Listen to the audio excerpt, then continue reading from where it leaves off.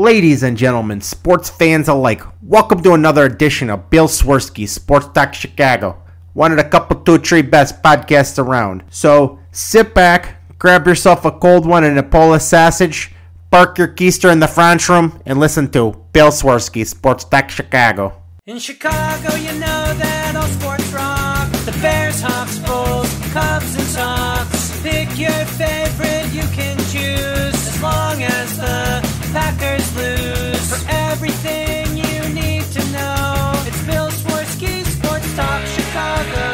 Bill Swerski Sports Talk Chicago. Hey everybody, welcome to another edition of Bill Swerski Sports Talk Chicago. This is your hosts, Alex and Sean. On this episode, we are just days away from the MLB trade deadline. We'll be talking Cubs, Sox. Bears training camp opened up. We'll be talking about that, maybe talk a little hockey. But first, I'd like to thank our sponsor, the Rockford Ice Hogs. If you're not familiar with the Rockford Ice Hogs, they're the AHL minor league affiliate of the Chicago Blackhawks. What does that mean for you? You get to see the stars of tomorrow today at family-friendly, affordable prices. Sure, the season's not going on right now, but that shouldn't stop you from heading on over to icehogs.com. Get yourself a hat, shirt, jersey, tickets, and more. Tell them Swerski Sports sent you. Alex, how has your time off been? We took a week off. How has it been? Oh, it's been good. Just, working and enjoying some of the nice weather, counting down the days, as you said, to the trade deadline. Very bittersweet, obviously. I mean, other than that, no complaints here, really. It's funny. Last year at this time, I wasn't anxious. I was just kind of, I'd resigned myself like, hey, there's going to be a clean sweep of the, the big names, the Bryants, the Rizzos, the Baez's. And I'm just curious of where they're going and what the return is going to be.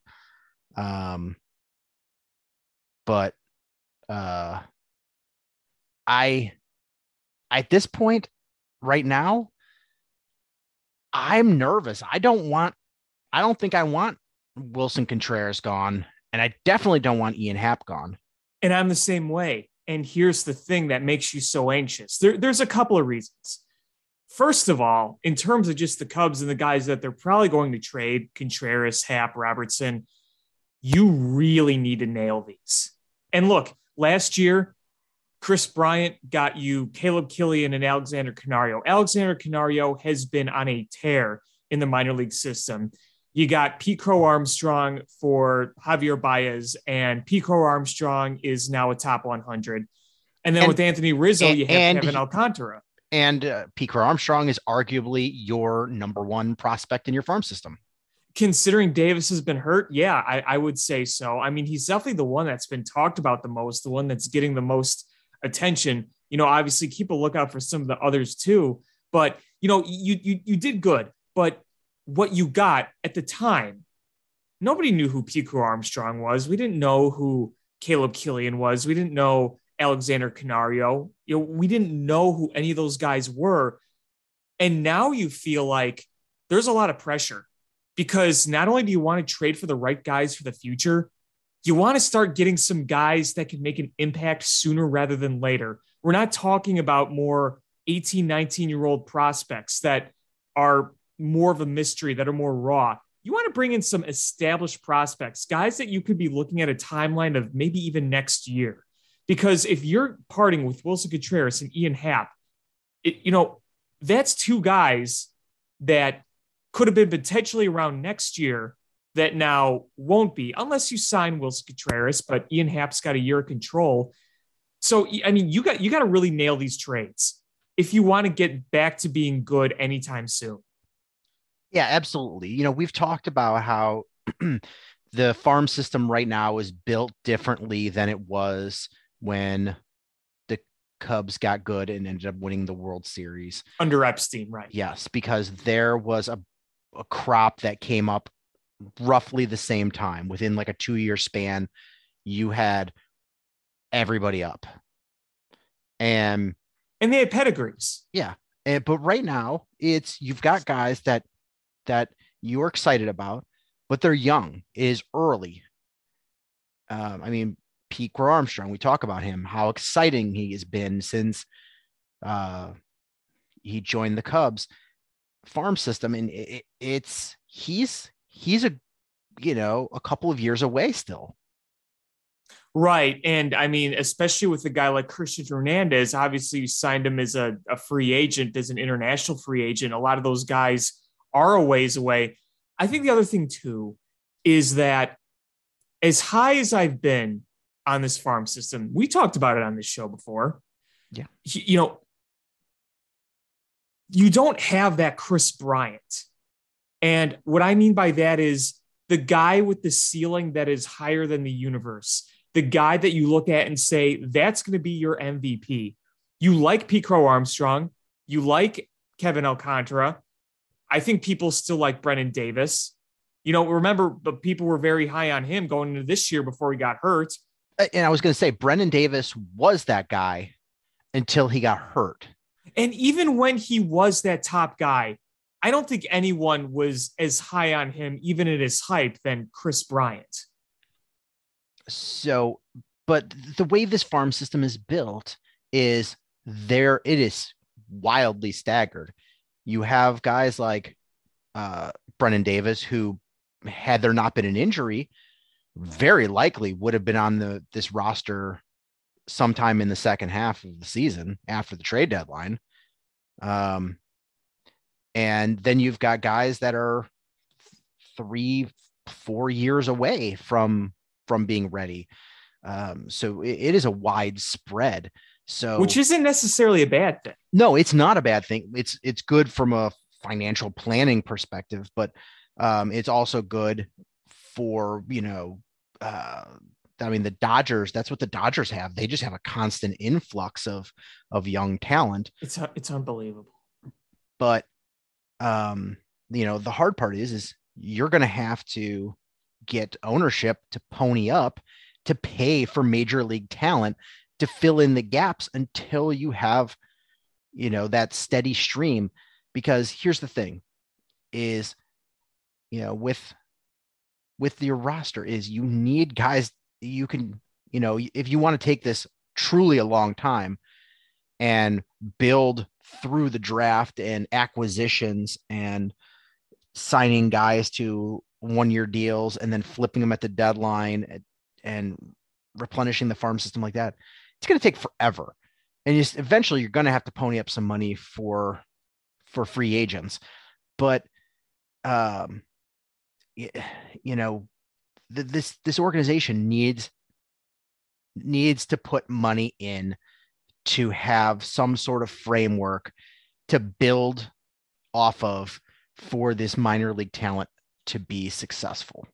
Absolutely. I think that in this case going forward, obviously when you won the World Series and you built that run, you gave money to John Lester, you gave money to Ben Zobrist, you gave money to Jason Hayward.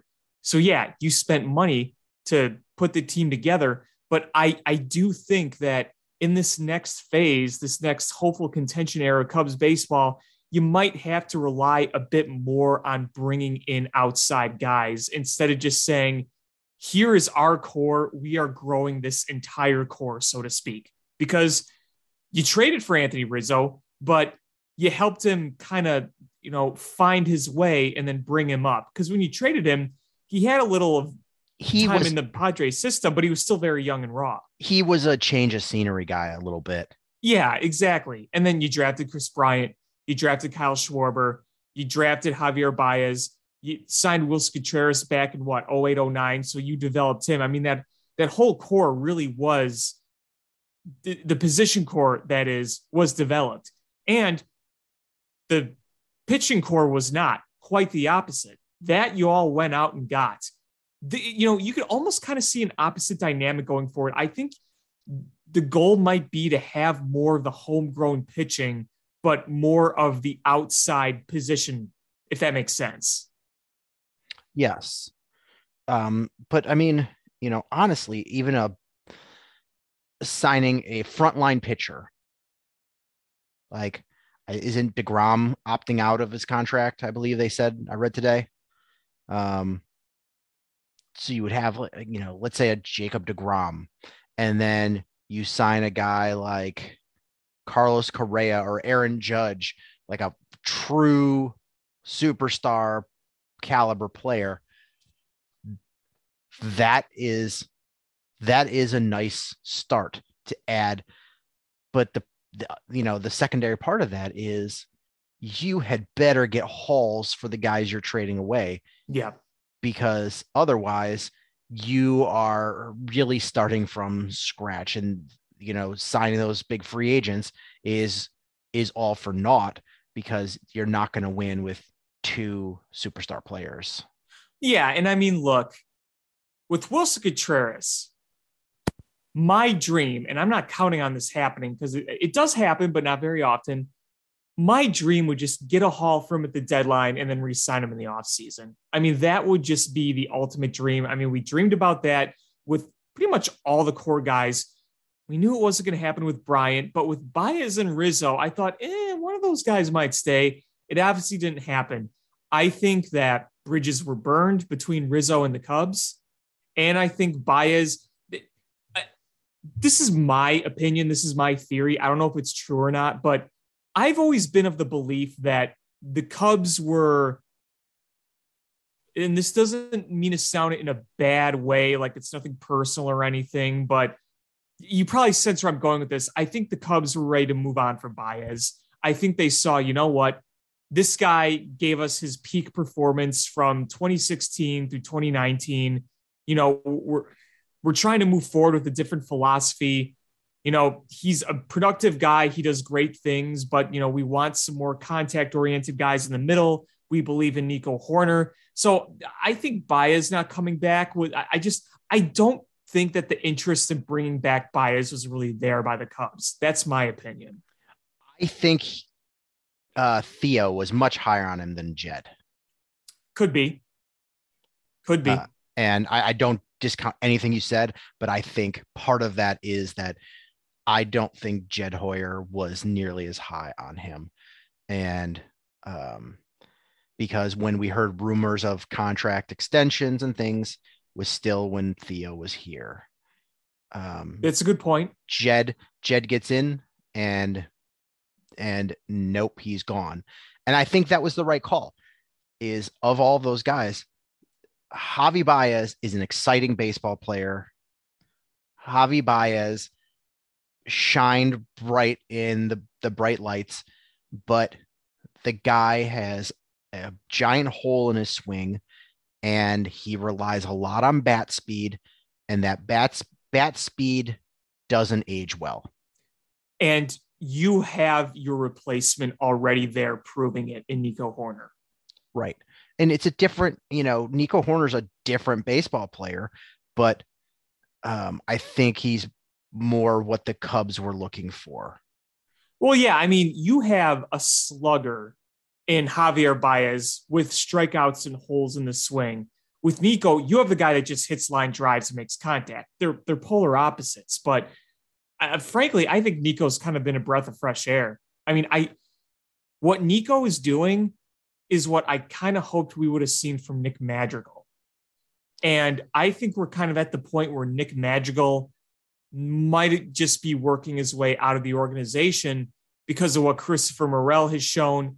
There's other guys in the farm system at second base. Is Nick Madrigal going to be here for the long run? I honestly don't know. I mean, it wasn't really that he was just struggling when he did play. He had a long-term injury last year, and then he's come back. He's already been on the IL twice for an extended period of time. Yeah. I don't even know where they're at with him. I don't even know what's going on. He's doing rehab right now. He's actually hitting pretty well. And part of me would honestly just kind of thinks, you know what, just keep him down in the minors for a little while longer. This is probably a hindsight opinion, but I think one could argue that when Nick Madrigal worked his way back with the Cubs this offseason, I would have been tempted to be like, you know what, let's have him start the year in AAA, really work himself back, and then maybe May will call him up. Obviously, that's a very hindsight way of looking at things. He had already played in the majors with the White Sox. It probably wasn't that logical to look at it that way. You wanted to get him playing as soon as possible. But, you look back at it and, he's got options. His sample size in the big leagues is not very long. When you think about it, it is really not very long. And, if you think you have something in the future, there's no real rush for him is what I'm trying to say. And you know what? If it doesn't work out, you might just have to take an L on that one and move on. Right. And, is it the biggest L in the world? No. You traded Craig Kimbrell. Yeah. And you can still get something good out of Cody Hoyer in the second half next year. I mean, he comes back from surgery and, this is the modern world. We see pitchers come back stronger from Tommy John surgery. It's not the death sentence it once was. So, if Cody Hoyer works out, then, okay. I mean, Craig Kimbrell was traded because he was good for the Cubs for 4 months. Mm-hmm.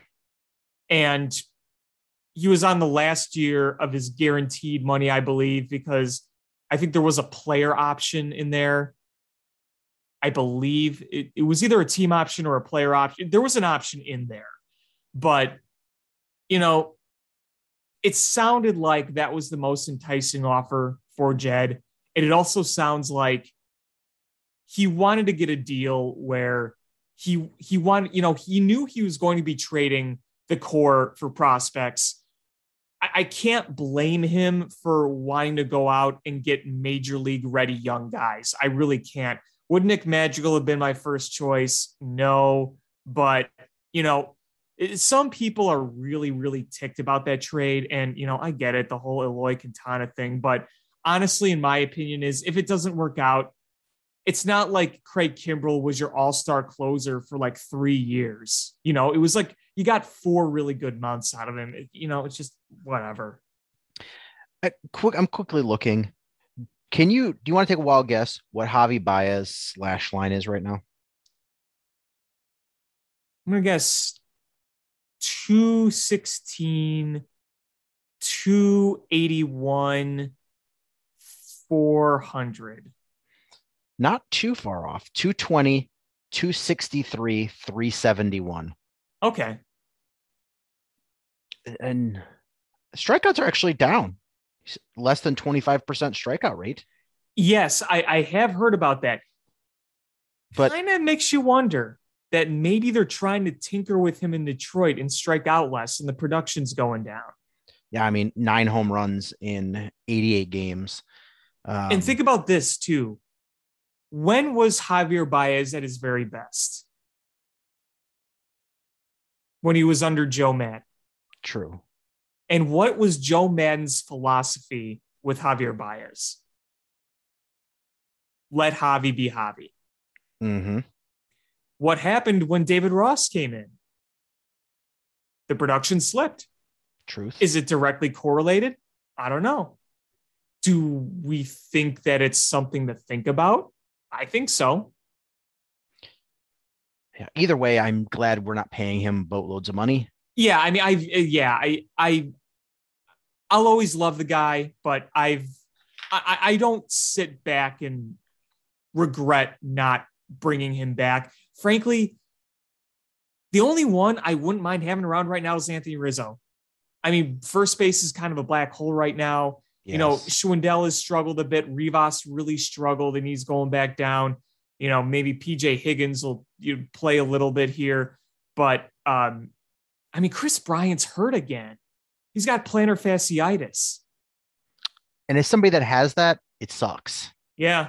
Oh, yeah. Remember when Joakim Noah had it? Yeah. And that was I believe that costs most of a season with Peyton Manning. Yeah. Yeah. Plantar fasciitis from, my dad had it, and everything he's told me and others have told me that have had it, that it just, there are days it just throbs like no other. Yep. So do you want to pay $8 million or 8 years of whatever he's making? I'm good. So I was on Twitter today.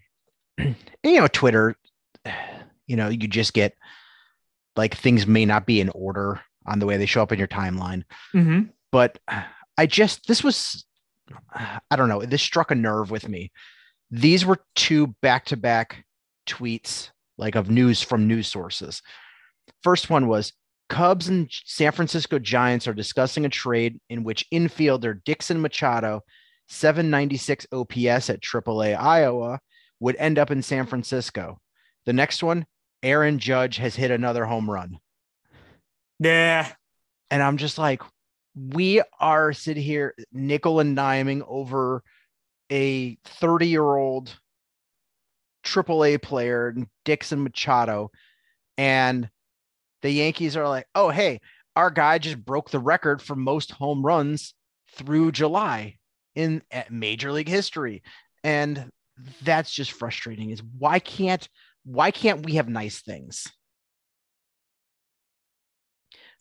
I mean, look at the Padres. They're not, I mean, the San Diego sports market is very small.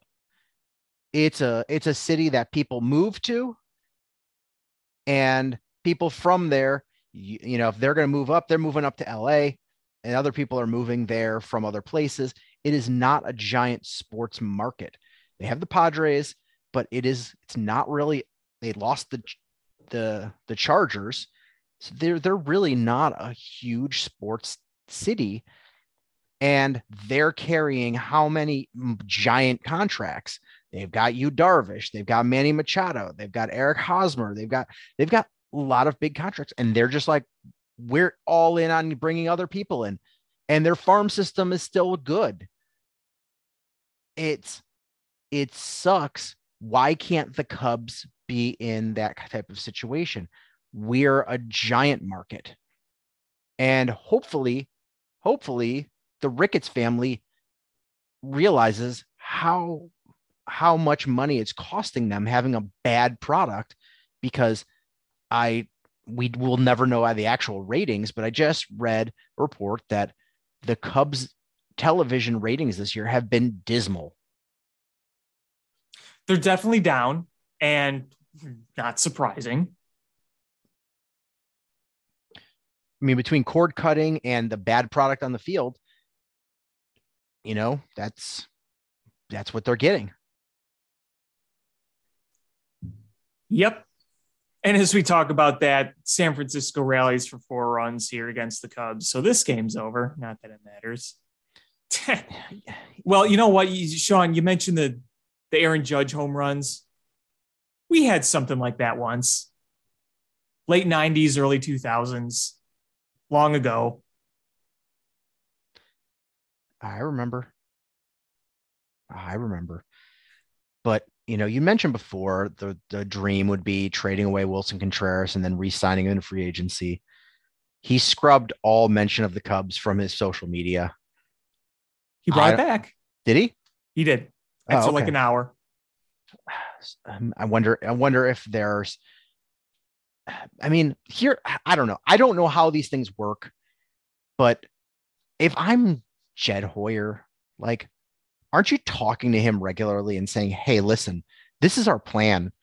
And so they're aware. I mean, because when the players talk, they're like, I have no idea. We're the last to know. And that's gotta be tough.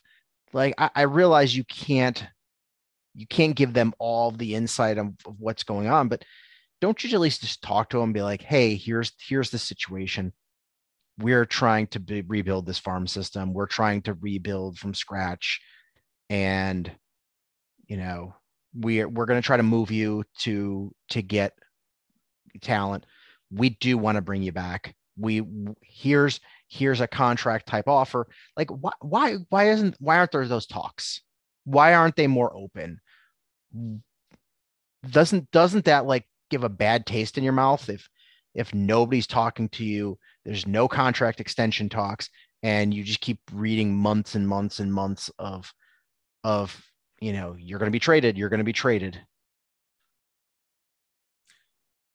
I just wonder, are we going to have the money? I don't know. Is it Tom Ricketts' bullshit where they can't commit to extensions because the large market Chicago Cubs are pressed for cash? they can't be pressed for cash. They can't. No, of course they're not. Of course they're not actually pressed for cash. That's the thing about all that. People ask, well, why can't they? They can. They just don't want to. That's simple. It's just infuriating. And, to me, losing Wilson Contreras and Ian Happ just really signals that this is a really, really long-term rebuild. If they keep those guys, I don't know, to me, it says, listen, this is a rebuild, but I think we're closer than maybe we thought we were. And it's between having an absolute tear down rebuild where I don't even think we're done tearing down and it's already dismal with the Blackhawks. I just don't know if I can stomach it with the Cubs at the same time. Well, at least I can say that the Cubs, even if they trade away these guys, are still probably on a much, much better path than the Blackhawks are going to be in terms of getting good within a semi-reasonable time. I mean, at least the Blackhawks aren't going to be anything for at least 5 years. I mean, there's hope. It's very, very slim hope. It's, do Taves and Kane waive their no movement clauses? And obviously you can get something for Taves. For Kane. Maybe you can get something for Taves if you eat most of his salary, but then you can use the money that you had for Kane and take on a bad contract to get draft picks, and you win the lottery and you get Connor Bedard, and suddenly you're like, okay, now we have financial flexibility and we have this generational superstar. We can rebuild, but that's a lot of ifs. It is a lot of ifs. And I don't know what else to hang my hat on. Like that's it. Yeah, that's bleak. It really is. It's bleak. The one last thing I'm going to say for the trade deadline for a Cubs perspective, I have that gut feeling that Juan Soto is going to be a Cardinal. Oh my God. I'm expecting it at this point. It's just inevitable. The stars have all aligned. They have the prospects. Bill DeWitt was yucking it up with Mike Rizzo this weekend. Juan Soto loves Albert Pujols. The Cardinals just know how to trade for guys with giving up way less than anticipated, whether it's Goldschmidt or Arenado. I'd be shocked if it didn't happen. Yeah. That's why best case scenario is San Diego gets him. Because if the Dodgers get him, then it's game over for the next 5 years. Well, 2.5, but I'm just hoping he either stays in, like they don't trade him and they try to extend him, or San Diego. I can't stomach the Dodgers. I really can't stomach the Cardinals. It's like this whole situation. He might not get traded. Maybe, we don't know. But I feel like if you've come this far in these trade talks, it almost feels like a deal's going to happen, right? Like you're going to have all these trade talks, and for it not to happen, it's very possible. But how does that look for you as an organization if you're the Nationals, that your generational superstar has been on the trading block, who's still under 2.5 years of control, and you're trying to deal him? Oh, nope, you're not going anywhere. You're going to still play with us, even though we tried to trade you. I mean, they've handled this so dumb. Leaking what the contract that he turned down was, and that's just petty. It's petty, but the way they kind of spun it is, oh my God, he turned down $440 million. Figure that out per year. He's super young. He is future current and future star of this league, and you're trying to make him like the 15th highest paid player this year for a 15-year deal. By the end of that deal, he's going to be so grossly underpaid. And you still have 2.5 years left. I get you're rebuilding, and I get you want more assets. I get that. You're not exactly going to be turning this around right away. But I don't know. I wouldn't be so ready to trade away a guy, even where you are, of his caliber, when it's not like his contract is up next year or this year. But, that's just me. Yeah. So I'm going to throw out some names here. We've already had one trade.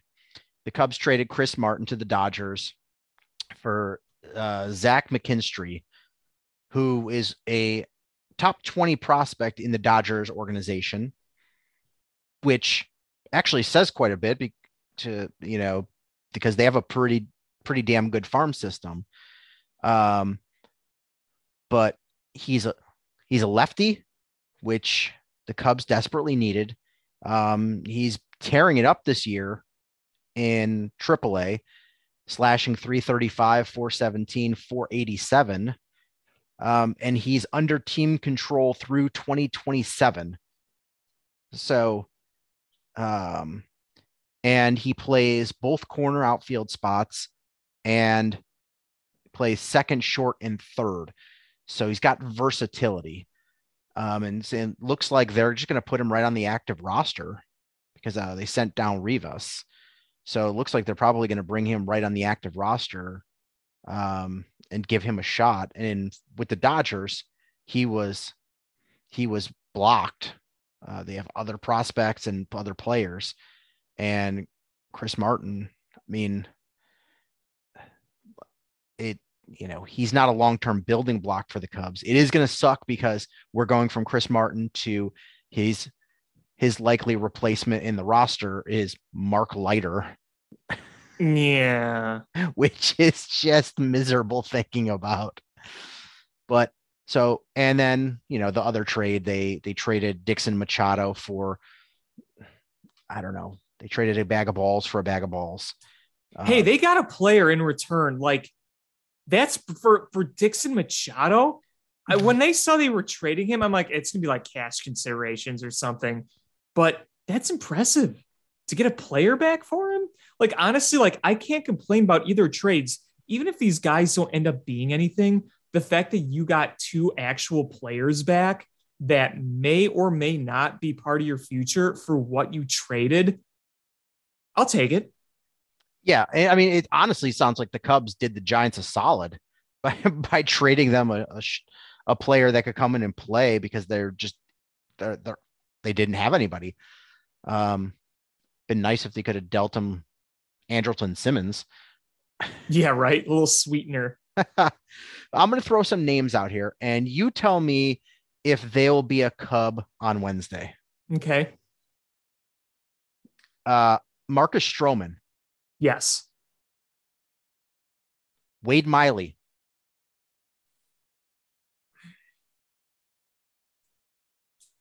I want to say no, but he's also been hurt. So I'm going to take a wild one and say yes on that one. Daniel Norris. No. I thought he was DFA'd. Did they? I thought he was gone. Maybe. Ian Happ. Gone. Givens. Gone. He'll be on the south side. Wilson Contreras. Gone. David Robertson. Gone. Drew Smiley. Gone. Kyle Hendricks. He'll be here. Andrelton Simmons. No one's going to want him. No one's going to want him. They'll literally place him like outside by the tchotchkes at Gallagher Way and says free. You want to talk about washed. He's not even in a box. He's just holding up the sign saying, please take me home for free. Dude was a legitimate ball player for a long time, but he's pretty much washed at this point. Yeah. But the Cubs are tough to watch.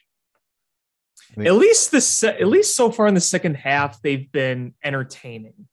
I mean, it's been this Giants series. It seems like it's Patrick Wisdom keeping them in the series. It has, but it could look uglier for a bit right after the trade deadline. But as we get into late August and September, I think we're going to have that chance to see a bit more of the young guys come up and see what they can do. I think this year you're going to see more potential depth pieces in your organization play, whereas last year you brought up Frank Schwindel. You had no idea who he was. He played great, but, he wasn't like a prospect. You saw a lot of Rafael Ortega. You saw, who else did we see in the second half? Oh, you brought in Trace Thompson, if you remember that. Oh, I totally forgot about that. And now he's killing it with the Dodgers. So, I mean, that it'll be nice to see young players, but I mean, honestly, what do we expect? We're going to see the worst of them. Like the first coming up, maybe somebody. If he plays well, continues, maybe you see a little Canario late. Maybe he's on the 40-man roster. Possibly. I don't know. We'll see. I'm just not hopeful. I mean, it'll be nice to be able to watch guys that we're excited about for the future, but I'm just not hopeful. Even if they're going to be good in the long term, I'm just not hopeful to see them be big time contributors in the short time left of the season. Right. Like we're when I say that we're seeing the worst of them, it's the first time guys get called up. Most of the time, it's a rough go.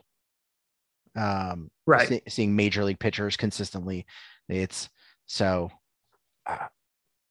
I don't know. After this week, Cubs are going to be a tough watch for a while. Yep. Now, on the other side of town, I don't even know what to say about them. They're the most frustrating team that's only 2 games out we've seen in a while. So I was watching a clip of the Mariners just celebrating and winning, and I was like, this is what I expected the White Sox to be this year. Like, is that fun they're having? I'm Tony La Russa. How dare they? You want to talk about fun? Wake up behind the wheel of your car and don't know how you got there. God. Dude, I gotta say this. When you listen to his post-game press conferences, I don't know what the hell he's saying. Like, it's mumbling. It's literally just mumbling. I want him and Ozzie Guillen to argue. And just I'm a Hall of Fame baseball person. How dare you? Like, Ozzie gets going so fast that I don't know what he's saying. And La Russa's just drunk mumbling. And it's going to be me frantically looking back and forth between the two of them, not knowing what's going on. It's like watching Telemundo, but being equally entertained. Yes. It's like watching sports in another language. I'm like, what is going on? I sort of can figure this out by context, but I don't understand what anybody's saying. Yeah.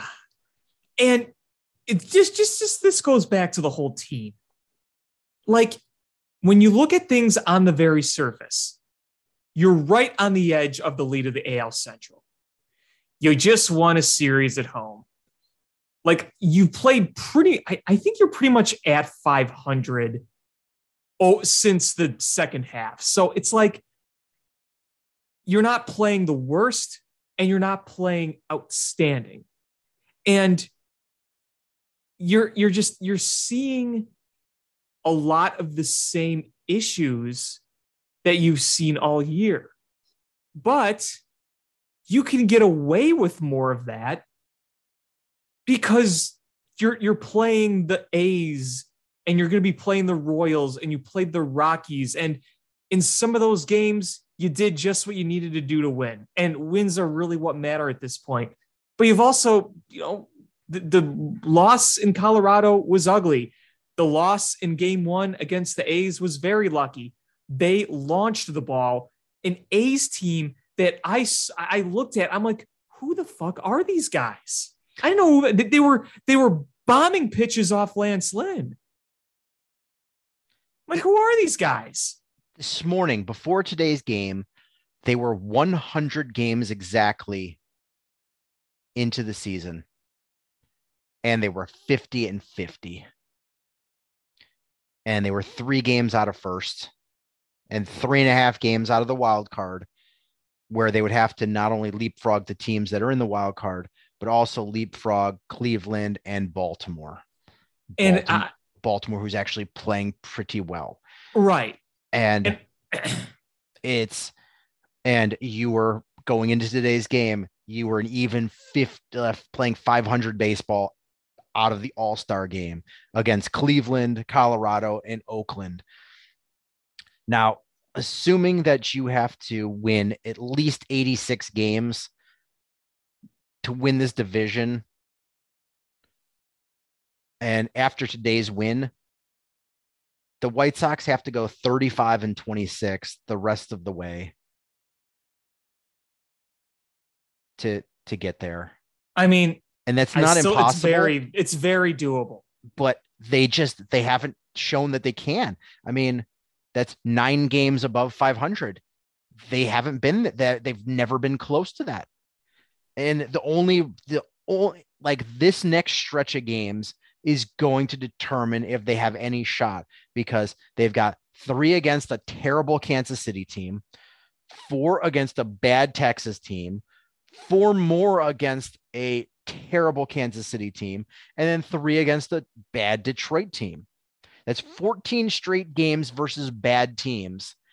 And if you can't come out of that with a pretty darn good record, then you don't deserve it. Then you don't deserve it, and you're probably not going to get it. The White Sox have been dealt 2 major gifts. Gift number 1, you play in the AL Central. This division is disgustingly terrible. Right, because if you don't win the division, you are not making the playoffs. Right, exactly. Number 2, your schedule is as favorable as it gets. You cannot ask for 2 bigger breaks. And all you have to do is take advantage of it. And if you can't even do that, then you don't deserve to go to the playoffs. It's that simple. I still believe the Sox are winning the division. I still believe that when it's all said and done, they'll be at the top. I've been saying this all year long. I've been saying this team is too talented. This team is too talented. This team is too talented. But, after a month or 2, we weren't worried. After 3 months, we were starting to go, eh.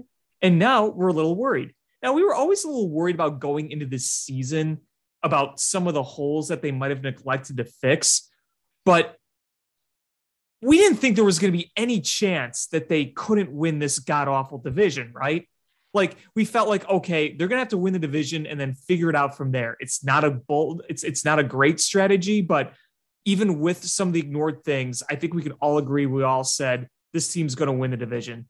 And now there's a chance that they might not. Again, I think the Twins are shit, and I don't think Cleveland's good enough. If Eloy continues to swing a hot bat, Abreu's one of the best hitters in baseball. If you get that, you very well can overtake it, but you got to do it. Time's ticking. We're in August now. I mean, here's the problem is that the manager keeps putting Leury Garcia into critical spots and starting in games. And Leury Garcia is batting .208 and his OPS is .507. OPS? Oh, what is that? I only care about batting average, RBIs, and home runs. That's how I became a baseball manager. You got OPS that up your ass.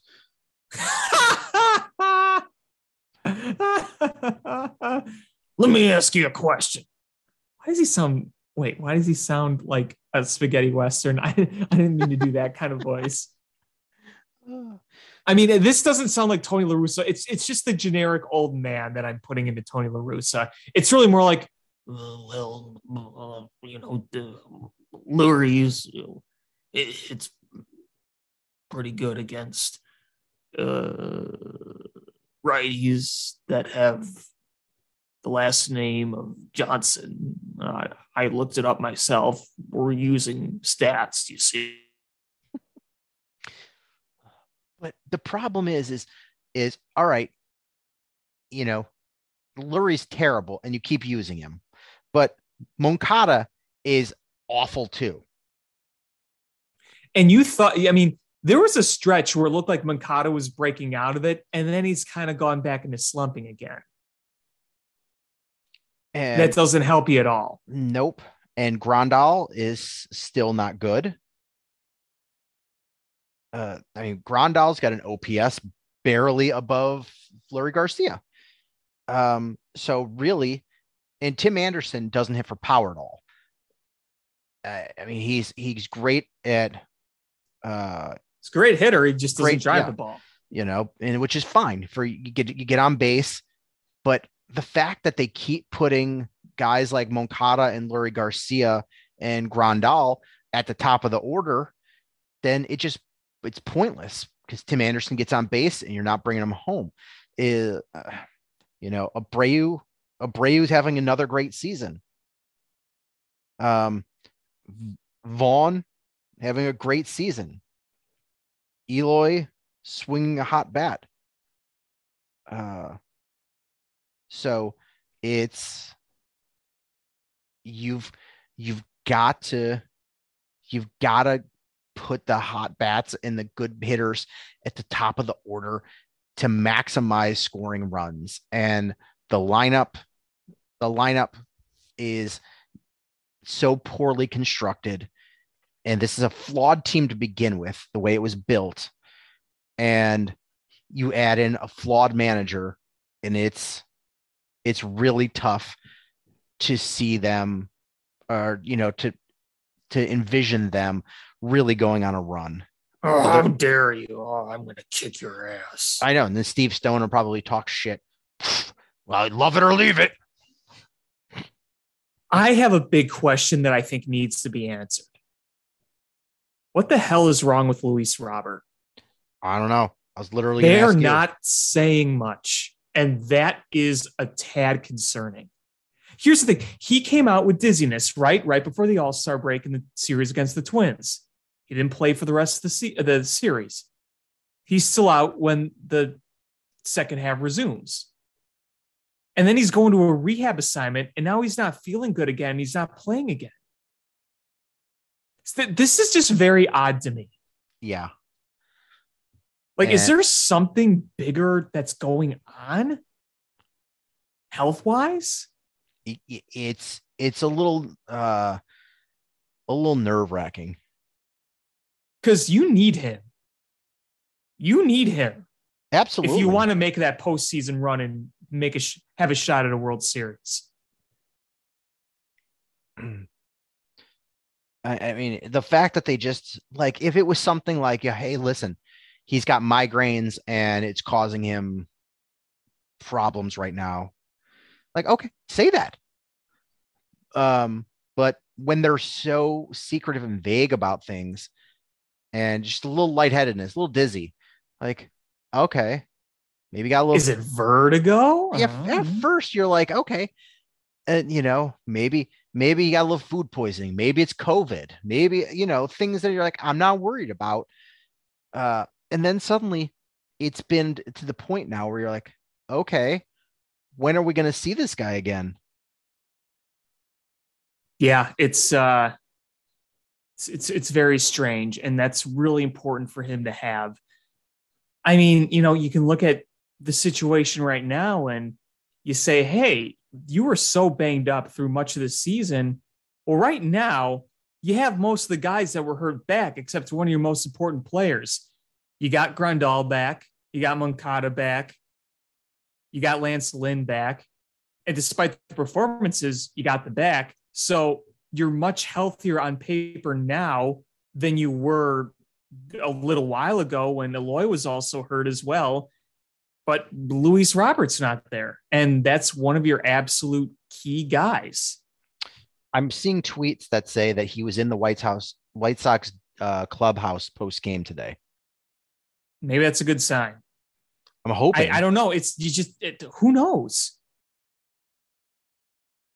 It's so bizarre. We're going to see what happens in this Royals series. Is he going to play tomorrow? Is he going to play the next day? Are they expecting him to play?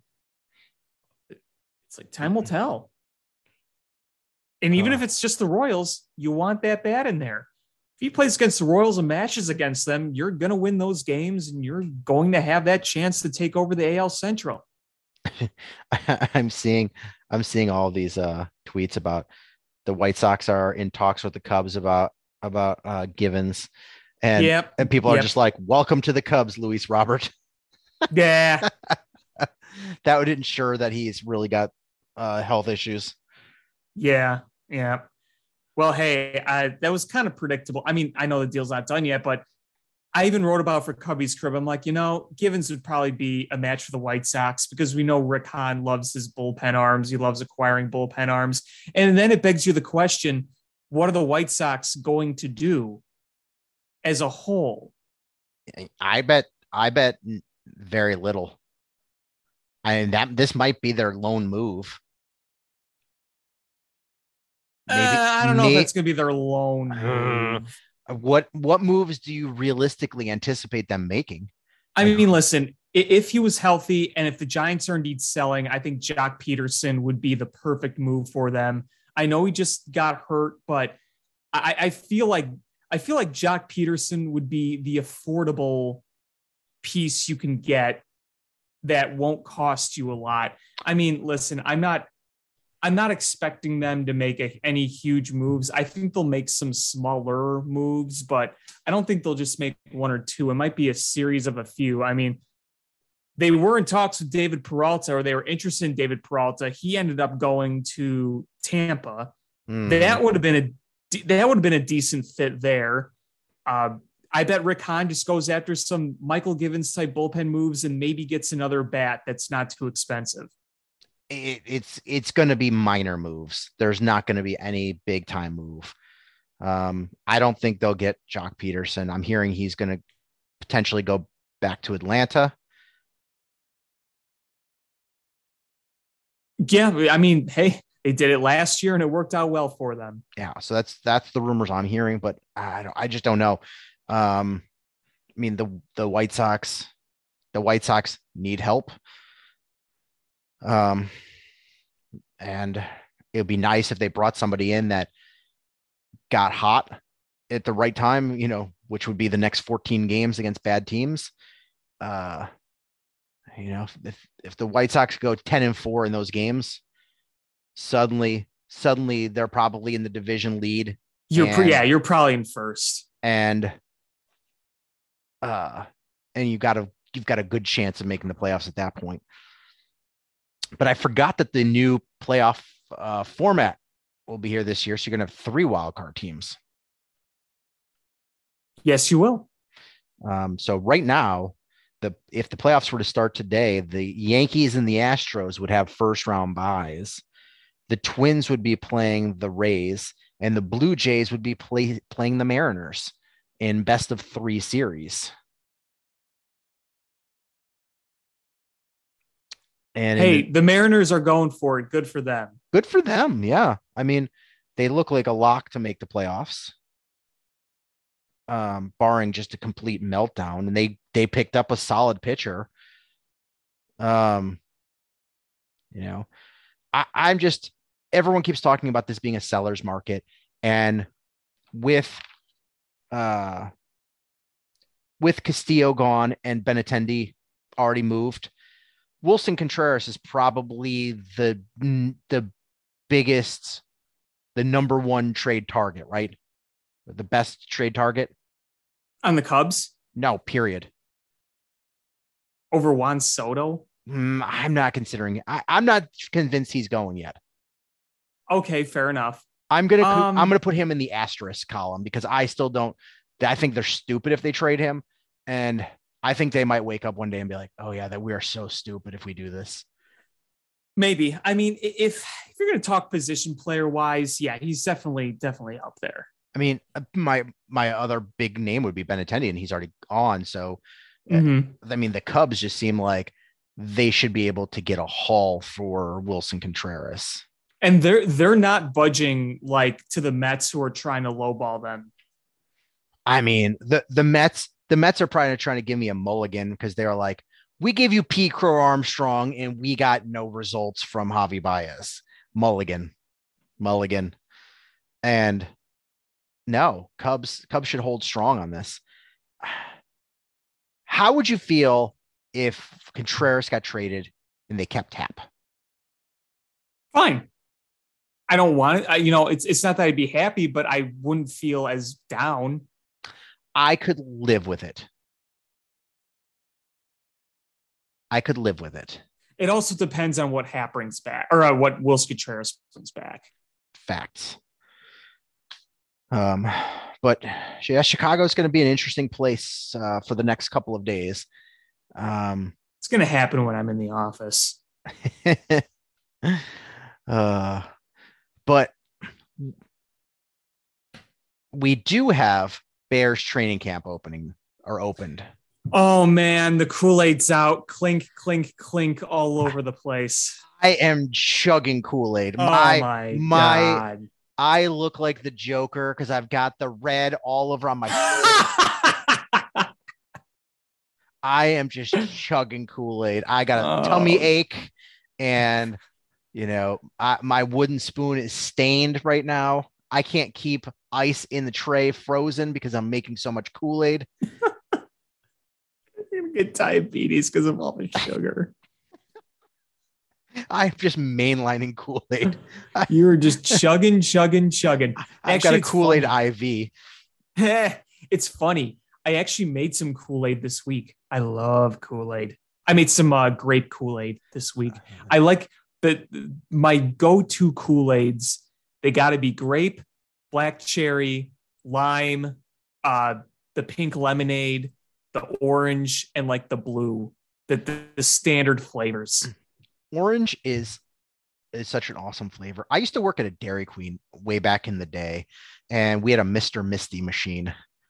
And I remember we like had like the standard flavors, and somebody's like, "Hey," when we were doing like inventory and cleaning, like, "Hey, I found a box of orange." I'm like, orange? Oh my God. And the orange was like 12 years old and long expired. And we're like, we're totally making orange. And we did. And we're like, we probably shouldn't serve this to anybody. So we didn't, but we totally made orange for us. And we had orange that was expired. And I was like, what's the worst that happens with this expired, Mr. Misty mix? Like, turn out pale and go into convulsions. That's the start of Outbreak 2. I'm the outbreak monkey. I just go smashing through the drive-through window.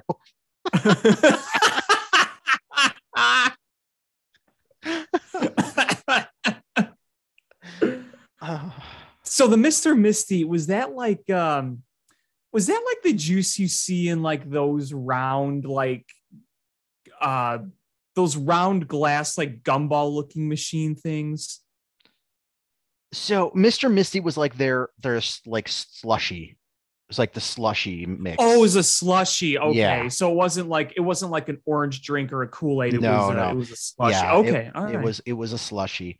And we didn't do much of them because you're going to Dairy Queen, you're getting ice cream. You're not getting a slushy. Oh, of course. Yeah. So we rarely made it, but we're like, yeah, we're totally making the orange here. Your boss comes in and you're just you and your coworker just like convulsing on the ground, and and then there's a customer. I said I wanted a cone dipped in chocolate. You're like you're like speaking in tongues, and your eyes go crossed. And you're foaming at the mouth as after you drink this Kool-Aid or this Mr. Misty, whatever it was. So this Dairy Queen I worked at, the owner, he didn't even want to own a Dairy Queen. His mom bought him a Dairy Queen as a graduation present for graduating college. What? And because she owned a Dairy Queen, so she bought him a franchise. And he had no interest. He just wanted to go out and party. So he was never there. Like, I was like 17 at the time, and he's like, "You're the manager." And he gave me a key to the store, and I closed it down every night. And I was like, so you could have been putting your mouth under the ice cream machine and like funneling the ice cream in your mouth. He probably wouldn't care. no, he didn't. I literally, during the Super Bowl, I was like, you know what? I want some ice cream for the Super Bowl. So I went in after we closed, and I brought my mom's mixing bowl, like the big mixing bowl, and I made a sundae out of the mixing bowl, like mixing bowl size sundae. And I locked the door as I left and turned on the alarm, and I went back home and I ate the giantest sundae ever.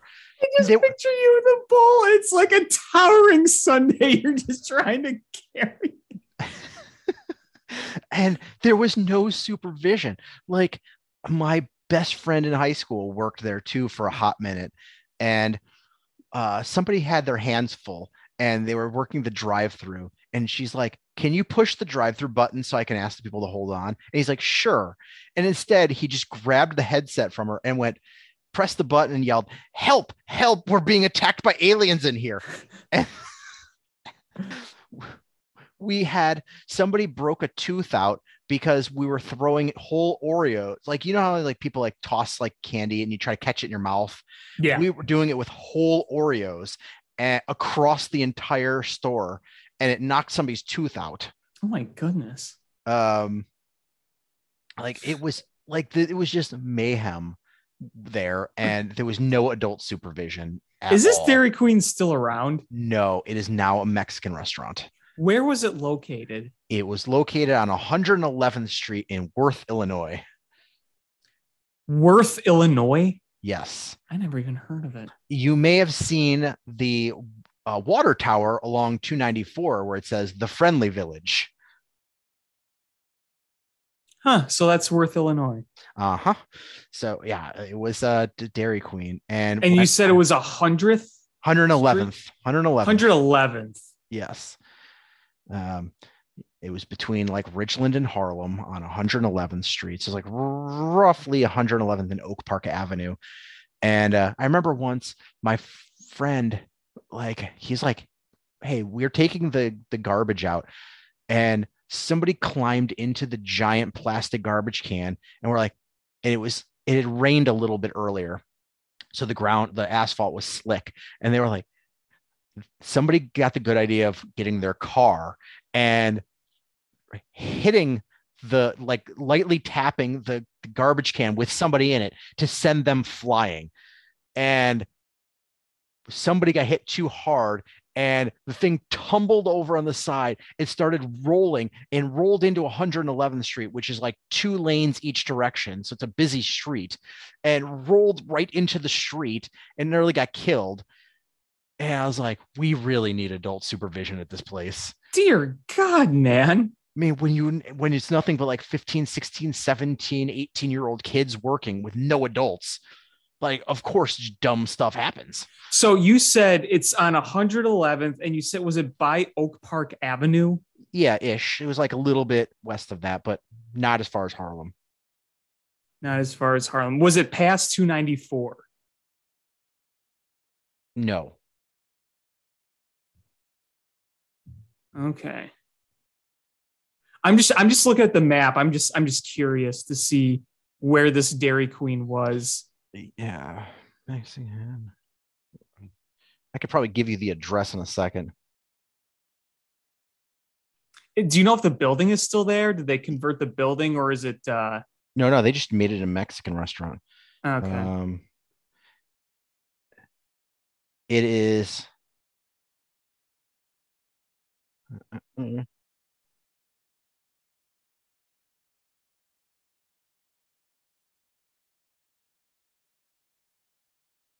It is now Del Carmen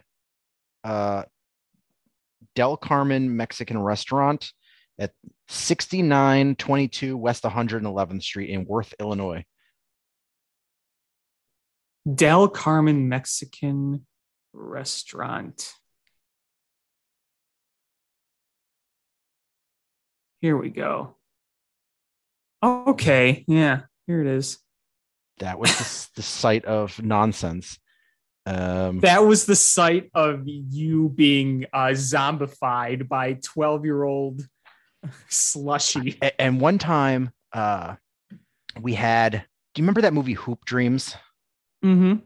One of the main guys from that movie, his dad walked in, not him, his dad. And his dad's like, walked in and just announced that he was that guy's dad and was just handing out 8x10s that were pre-autographed by him. And I took 3 and I don't know why. But I don't know. He didn't try to get free ice cream or anything. So I can't figure out what the purpose was. But this Mexican restaurant has video slots and the people on the poster in this Google Maps image are blurred out. So it looks a lot like raunchier than it actually is. But that was my Dairy Queen. Damn.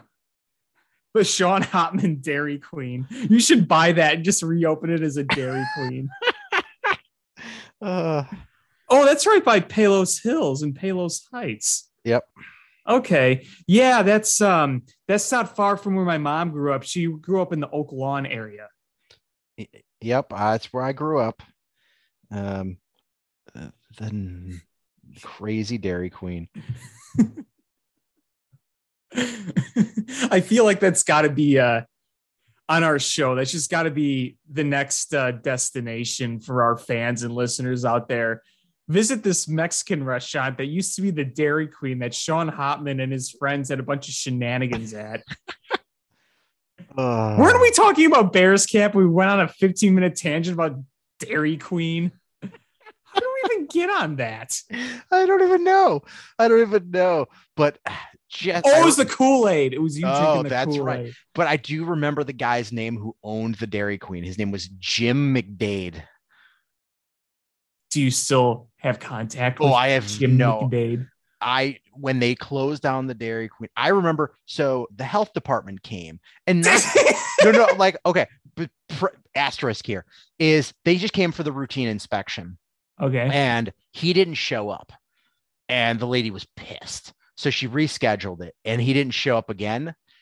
And she's like, I remember my friend Chris and I were the ones that were in charge. And we were like 16 or 17. And she's like, I'm not mad at you boys. She's like, everything looks fine. She's like, your boss is an asshole. And she hammered us. Like the paper towels were on like his metal rack and it had to be per town code, like 4 inches above the ground, but it was only like 3.5 inches. So it was like stuff like that. Like we had just finished washing dishes and nobody had drained the water yet. She's like standing water in the facility. And it was just like dinging us for like every minor infraction. And she kept doing it until like he had to appear before like the city or face being shut down. And like the head of Dairy Queen had to come on his behalf. And then the head of Dairy Queen in a helicopter. The head of Dairy Queen took me out to lunch when they finally were like, you know what, they're just going to close down because the city hated him so much. And they were like, all right, we're just going to close this down and call it a day. And he took me out to lunch at this Greek restaurant that's no longer there. And he was like, he's like, we value you here. And we want to give you a job at any Dairy Queen that you would want to work at. And I'm just like, I don't want to work at Dairy Queen. I'm only here because I have no other options. Like, damn it. I thought the Dairy Queen was going to be like Queen Elizabeth, but her crown is like Dairy Queen on it. Like it would be a literal Dairy Queen was the head of Dairy Queen. My royal subject, I shall bless you with a job of your choosing. It was a lady with a cow costume that her just face sticks out and has like fake udders, and she's got a crown. her scepter shoots milk out of it. We were talking about the Bears, and now we're on this. Oh man, that's wonderful. All right, so the Bears began training camp, and sure, they're not in pads yet, and it's just like a passing drills pretty much. But Jaquan Brisker and Kyler Gordon look good. Yeah, and I think we could speak for all Bears fans that we were very relieved when Jaquan Brisker signed. And I mean, I still think Jaquan Brisker is going to be the prize of this year's draft. I mean, there's a lot to like about Brisker, and it gives you hope for the secondary. Like, if I think that there's anything you can take away so far from this training camp is that we've seen a lot of good things from the secondary, particularly our new draft picks. Yeah, I'm very happy with the first 2 draft picks. And if both of these guys pan out, like it's looking like they're going to be panning out, I mean, the raving that people are saying about Kyler Gordon, the instincts, the athleticism, and they're talking about how he's already picked up so much from tape and study and learning the playbook. And Jaquan Brisker just looks like a playmaker. And if Jaquan Brisker is the guy we think he is, I think that's going to make Eddie Jackson look like the Eddie Jackson under, the 2018 team. And this is shaping up, again, it's so early. And I know we don't want to draw too many conclusions here, but, it's kind of shaping up to be what we expected from a Matt Eberflus team. Look what we saw in Indy. I mean, you don't sack the quarterback a lot with a defense with him. Really want to do it with secondary, and secondary's been their defensive point of emphasis this offseason. We saw pass rushers go. You drafted a pass rusher, but, you just drafted one guy. Robert Quinn's here for the time being. He's probably going to be your sack leader this year, but, sacks aren't going to be nearly as big as they were in the last era as a defense. This is going to be a much more secondary oriented defense. Right. And looking at this defense, like the secondary looks like it could be very solid. If the starting defense, barring injuries, looks like it could be a problem for opposing offenses, because Robert Quinn, I don't think we're going to see the same type of numbers that he put up last year, but he's an excellent pass rusher. And I think we will see double-digit sacks from him. Travis Gibson, I think we will see close to double-digit sacks. And I'm hearing good things about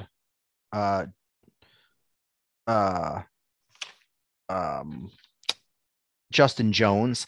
And I think Kyrus Tonga is going to be nice as the tackle next to him. And Roquan Smith, we know he's awesome once we can get him on the field and get him a contract extension, which we'll talk about in a second. But if everybody stays healthy, this defense will probably be pretty darn good. My concern right now has shifted to look at the linebacking depth if Roquan Smith goes down. It is not good. No, it's not. It's really, really not. And I think looking at this defense as a whole, I've said this on this show before, is that you can see some of the strengths come together, especially if the secondary keeps doing what it's doing. I mean, what I like, you can look at the plays they make on paper. That's what getting interceptions, breaking up passes, you can look at all that stuff. But what you really like to hear is the instincts. Because if the instincts are good and you're a smart secondary player, then that means you are going to be easier to coach and create a defensive scheme. And as I've said before, we've known how Eberflus defensive schemes work. I think that there's a lot to be optimistic about that, especially considering you have to play some of the best quarterbacks in the game and it's a passer's game. My big concern, as I've said on this show before, is I think they are going to have trouble stopping the run. And when you have trouble stopping the run, that means that teams can control the clock against you. That is my biggest concern. That's a valid concern. But I look at the defensive line and the linebacking core, and I see very thin depth. And if starters go down, this could be problematic. Like the starting defensive line and the starting linebackers, I think, can hold their own against the run. And we saw how they did that moons ago when we had Lance Briggs and Roquan Smith. We know now is going to play that like Lance Briggs position, and it's going to be him cleaning up the run plays. And as long as we have health in the front seven, I think we'll do a good job. But the depth is so razor thin in the front seven that any sort of disruption to the continuity there or injury is going to cause real problems. And listen, we know for a fact that it is really hard to expect teams to stay healthy throughout an entire season. There's going to be injuries. Right. And when you don't have the depth, you're accounting for that. I mean, you know that seasons like 2018, where virtually everyone was healthy throughout, that's a lot to ask for. It really is. And, but I think if we get any injuries in that front seven, you're going to see teams be able to run on the Bears, like when Akeem Hicks was out these last couple of years. And that's going to spell problems. Absolutely. And I think that this is going to be where we really see how well Ryan Poles works, because part of the job is, when you have injuries, is finding guys to plug in. And it's also going to be a test for the coaching staff too, because what do successful teams do? They find guys that aren't big names and they're able to plug them in and make things work respectively. That's going to be a big test, I think, for Poles and the coaching staff going forward. But, my concern is we're in a rebuild, but NFL rebuilds are generally very quick. Yeah, we're not talking baseball or NHL. But the problem is we literally just started this rebuild, and I feel actually fairly decent about the starting unit, both sides, not to be contenders or anything, but to be a competitive football team. It's just that depth is not there. And that's fair. Is, when you tear it down, it's to get starters and depth pieces in there in 1 year is a big ask. The defensive line and the linebackers, I think you've got a lot of linebackers. There's just a lot of question marks, and maybe people do step up. Who knows? Maybe they step up and they look good. The defensive line, it's a lot of names we know, and it's a little bit scary there. But there's a lot of question marks because they're all new guys to us, or there's a lot of new names, and there's a lot of unknowns when you bring in new people. So that defense, I think, with the style of play, the emphasis on turnovers and swarming to the ball and gang tackling and peanut punching, I think you're going to see good things from try hard good system. And I think the starting talent is enough to be a defense that's ranked around 10 to 12. I think that's fair. But if guys go down, it's going to be tough to maintain that. Yeah, no, I agree. I absolutely agree. And, I get it. Trading Robert Quinn doesn't seem like a bad idea. He's older. He's making a lot of money. He's not going to sustain what he did last year. Get what you can for him. But you know what? I'm also not going to really complain that he's here either, because I think he might be able to offer something to some of these young players that it might be valuable just having that kind of guy around some of these future pieces. So I'm not going to really complain about that too much. But, I think right now, what I'm more looking at is the offense, because there are a lot of questions right now. One being, there's a lot of rumors surrounding Tevin Jenkins, a lot of them. Yes. And that's why I'm anxious for pads to go on, because some of them can just clear themselves right up when pads go on.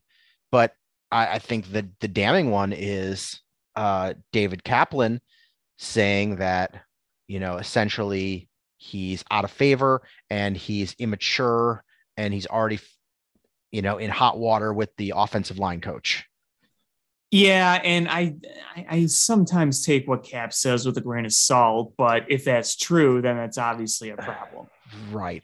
And I'm hearing other rumors that because there's no COVID list right now in the NFL, that it might be COVID related, and that's why he's not there. Right. Yeah. That's what I've heard a lot of that he's sick. And so that's what I'm hoping for is, all right, we've, because the guy clearly, when Ryan Poles came in, he talked about wanting offensive linemen to be more athletic and slim down. And he did. He lost weight. He slimmed down. There was never questions about his athleticism. And we know he's a strong guy and we know the technique is good.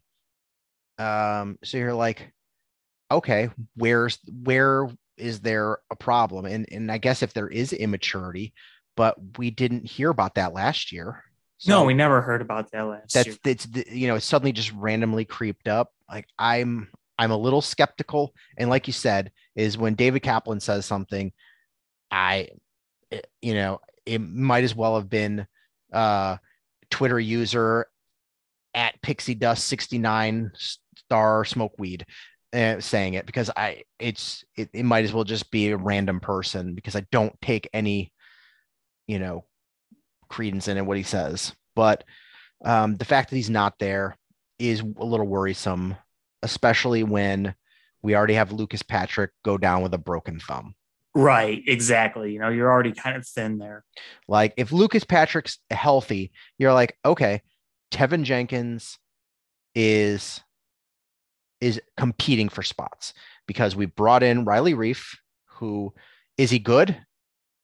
No. Is he bad? No. He is just a average professional NFL tackle. And then you brought in Michael Schofield, who is a veteran average guard. But they're veterans. You know what you're going to expect. Like there's not going to be surprises. Right. And you're like, okay, then Cody Whitehair, he's a known commodity. Lucas Patrick is a guy you were very high on. And then it would be these 2 second-year players and a rookie competing for the right tackle spot. And you're like, okay, competition there. And suddenly Tevin Jenkins is not there. And it looks like Larry Borum is just holding it down in that right tackle spot, which was my expectation all along. I figured he would win one of those jobs. I thought he did a good job last year. So now the offensive line with Lucas Patrick going out looks a lot different, and broken thumb best case scenario is 6 weeks, and that mean it would put him as the next time, or putting him back for week 1. But this is like you're missing a whole preseason. You're missing the whole preseason, and this is a 6 to 8 week recovery. And the fact that it's on his snapping hand is the worrisome part. Right. If it was his non-snapping hand, I would be not worried at all. Like, they'll club that up and he'll be fine. He'll be playing. But the fact that it's on his snapping hand, and it's the center reps are going between Doug Kramer and Sam Mustipher. You have a second-year quarterback in a brand new system. You want him to get all of the reps with the guy that's going to be snapping him the ball. And that's a little worrisome. I'm going to say a name that is JC Treader is out there. Seems like Cleveland is not going to bring him back. He's a free agent. That guy could step right in and easily be the starting center. And when Lucas Patrick comes back, then you can either ease his way back to center, or you could put him at guard if Schofield or Whitehair are struggling. If that, the fact that you have the potential centerpiece of your offense, your quarterback, and you're going to throw him out there with Doug Kramer as your center. Yeah, it's a little worrisome. So I don't know. You've got the cap room to spend.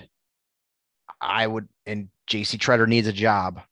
I would at least give him a call before the Tampa Bay signs him, because I think they lost their center for the season. Right? Yeah, bring some guys in. Use what you have left to bring some guys in. Bring them in on 1-year deals, and if they don't work, you cut them. That's what I keep trying to say, is bring in a little more depth if you can. Yeah, I mean, we saw they brought in Riley Reif, they brought in Michael Schofield, and you're like, okay, I feel a lot more confident about this offensive line. And, they have a lot of young guys, and maybe they pan out. Who knows? It's just, we don't know. And relying on a bunch of later round pick young guys to anchor your offensive line for a brand new system with a young quarterback, scary. Yeah, it is. It's one thing when you have a veteran, because that veteran, he's the one that's going to recognize the blitzers and the pass rush, and he's going to help call these things out, and he's helping the offensive line. It's why when you see like rookies step in for Green Bay, they have a better time, because that they don't have to worry about, you don't have to worry about the quarterback being overwhelmed. He knows what's going to happen. You've got a second-year quarterback who is in a brand new system. Give him all the help he needs. So that's my big concern on offense. Yep.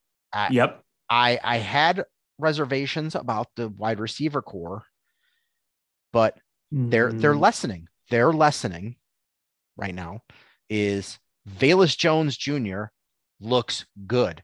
Honest to God, I do like him. I do like him. I honest to God thought he was going to be, at least his rookie year, a package guy, that there was going to be the Velus Jones package, where, I mean, that's how Matt Nagy would have done it. It would have been, he would have gone in and he would have been the guy to catch the ball in a bubble screen and run, or an end around, or, a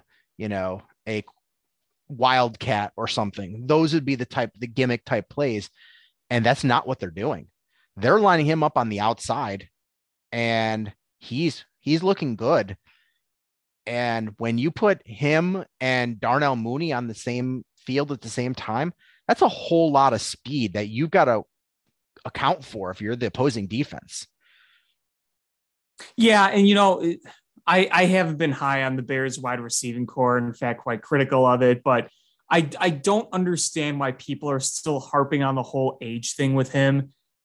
I don't get it. It seems one thing that's nitpicky that just doesn't make any sort of sense to me. And like you said, the speed is really impressive.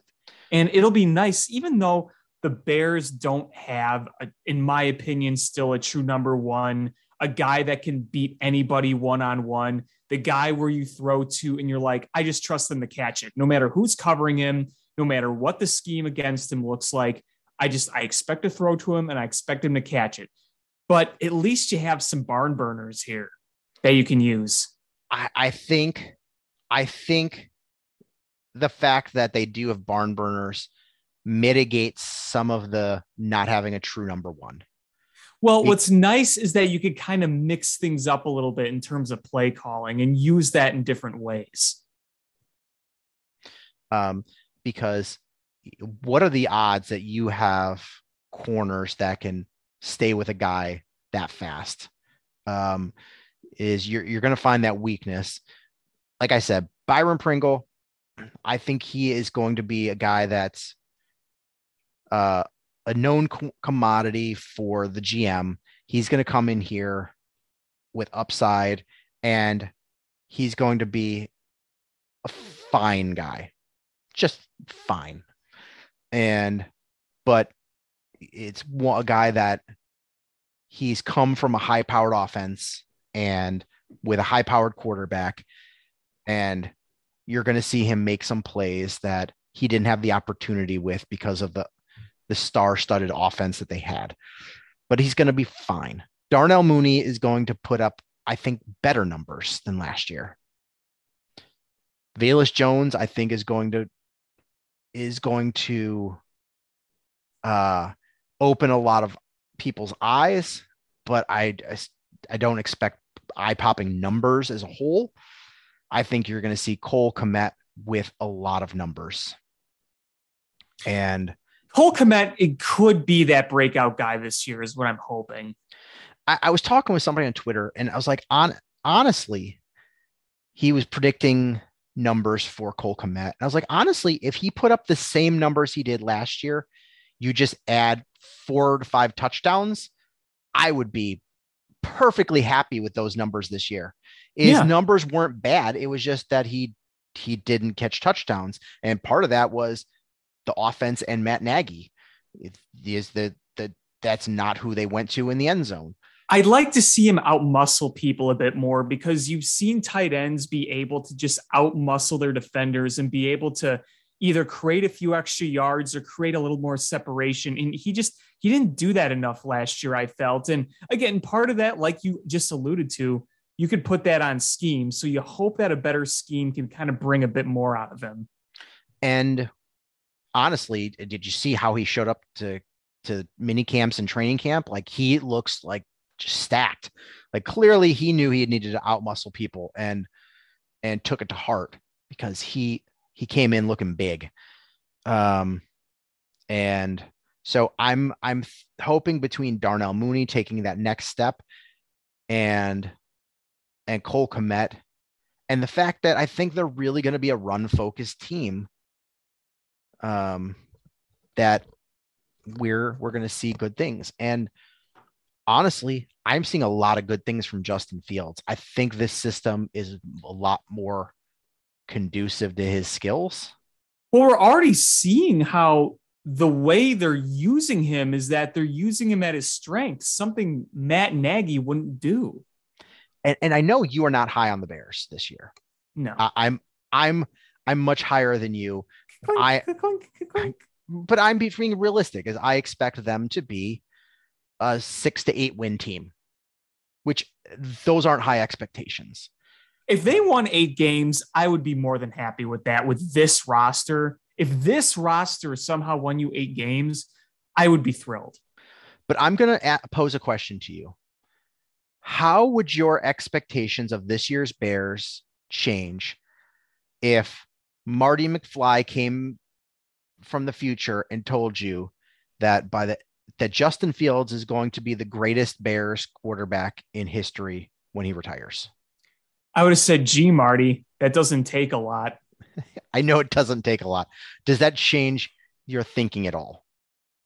I mean, yeah. I mean, here's the thing. Like, even if the Bears win like 5, 6 games, but Justin Fields legitimately looks really good, then that's kind of a win right there, you would think. I mean, there's a huge difference is if you win 6 games with Justin Fields looking like at a Pro Bowl level, or if you win 6 games by luck and Justin Fields in the offense just looks completely lost and struggles.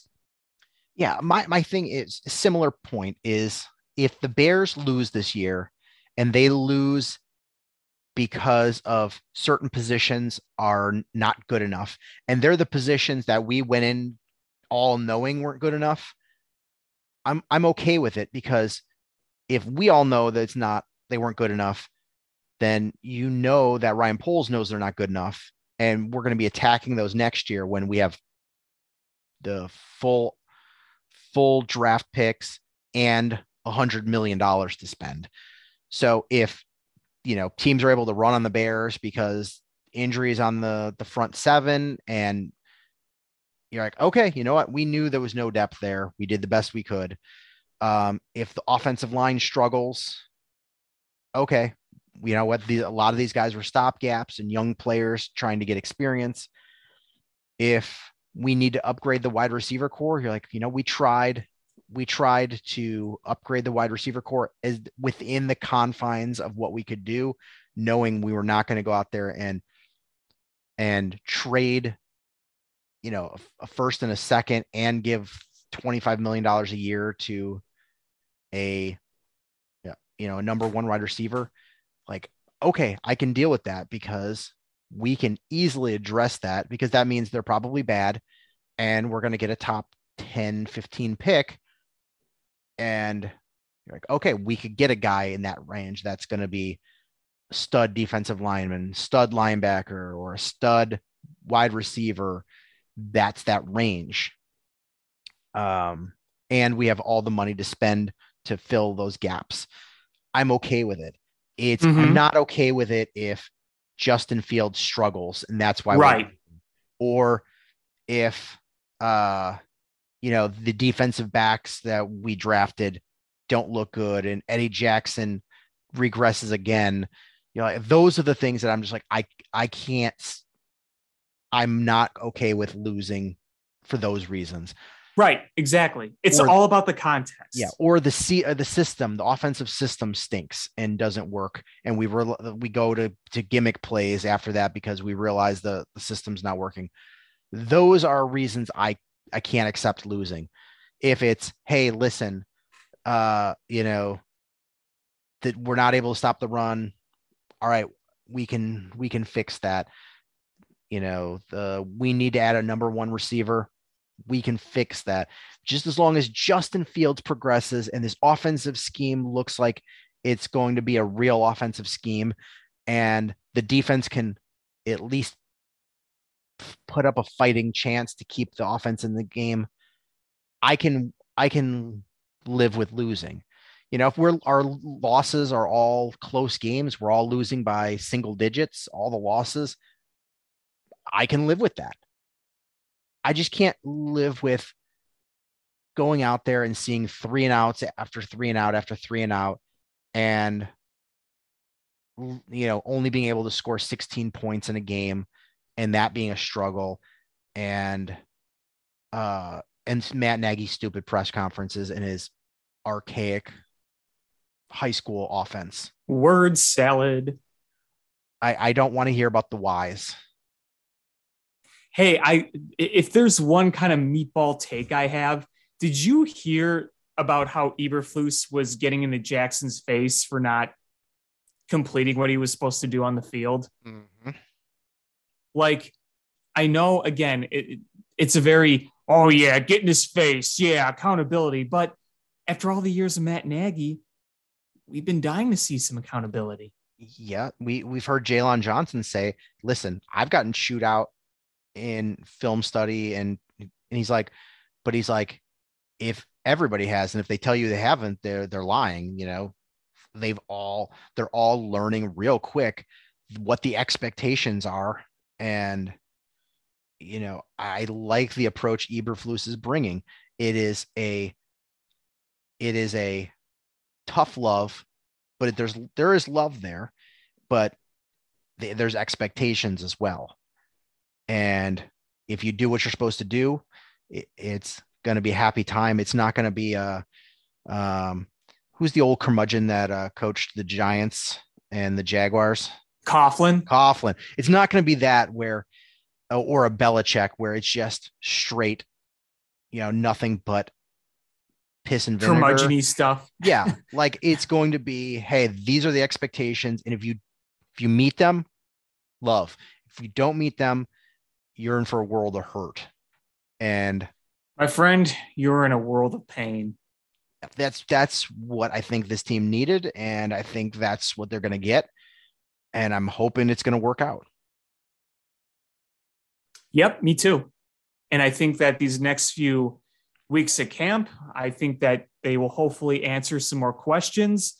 It'd be nice to get an answer on Tevin Jenkins. That's pretty important. Is there going to be any progression made with Roquan Smith? I mean, it's nice that he's there and working with the players, even if he's not actually on the field. Give him a contract. There's so much room going forward to pay him. And the hard part I have is he doesn't have an agent. He's representing himself. Right. And these negotiations, from what I hear, get a little ugly. And sometimes players just don't want to hear the things that are said in these negotiations. And so my hope is that they just throw him a fair number and he goes, okay, I'm good. And it doesn't have to get into the bitter negotiations. Right. That's right. Exactly. Because when you don't have that agent, you don't have anybody telling you, hey, you should look at it this way. Hey, you should look at it that way. Let's try this approach. It's just emotion versus your employer, basically. Right. It's like if the team, their negotiation tactic is, listen, is there's severe weakness here. He's not as good as this player that got this much money. So we're not going to pay him that much money. And players don't want to hear that they're not as good as somebody else, or there's this fatal flaw that makes them not worth that much money. That's what the agent does. They're the, the impartial, like I represent you. I have no emotion in this. And unless you're Scott Boras. And even then, he's going in there. He's fighting for his clients and he's doing well, but he's not taking it personally. Oh no, of course not. But if you're so that's what they do. And I'm just hoping that as representing himself, he just goes, hey, listen, this is a fair offer. Let's offer him $18 million a year, 5-year extension. Boom, done. He's happy. He gets his money and he shows up to camp. I'm hoping that happens very soon. Absolutely, because he is arguably your best player in terms of what he's done, in terms of his skill level. Obviously, you want Justin Fields to be your best player, but he's still got some to prove. Right. He's at least one of your top 3 players. Yeah. And the Tevin Jenkins thing, I hope that resolves soon, because I think he could be important with Lucas Patrick being out, because if Tevin Jenkins if you can plug him in at that guard and then kick Cody Whitehair in at center, I mean, I didn't love Cody Whitehair at center. I think he's better at guard, but he did play a lot of time with the Bears at center. And then you would suddenly be Riley Reif, Tevin Jenkins, Cody Whitehair, Michael Schofield, Larry Borum as your offensive line. I like that better than Sam Mustipher or Doug Kramer being your center. I agree, but don't say that around Olin Kreutz or he'll strangle you. He might. I what you talking about, man? He puts his around you. I'm just gonna have to hire Fred Miller to be my bodyguard. Yeah. The last thing I wanted to talk about the Bears is I don't know if you saw the city of Chicago's renovation options for Soldier Field. Oh my God. I think this was a too little too late. Boo is what I say to those. Is here's the problem where it started is people are like, well, the city messed up Soldier Field. You know where the city messed up with Soldier Field was? They let Sweaty Teddy head up the Yep. renovation, and he fucked that up. That was on Sweaty Teddy, and it was a disaster from the get-go. Did anybody at any point, I can tell you this, as when they did that renovation, the only good thing that came of it is they rerouted Lakeshore Drive to be on the other side of Soldier Field. And other than that, it was just a complete disaster. Yep.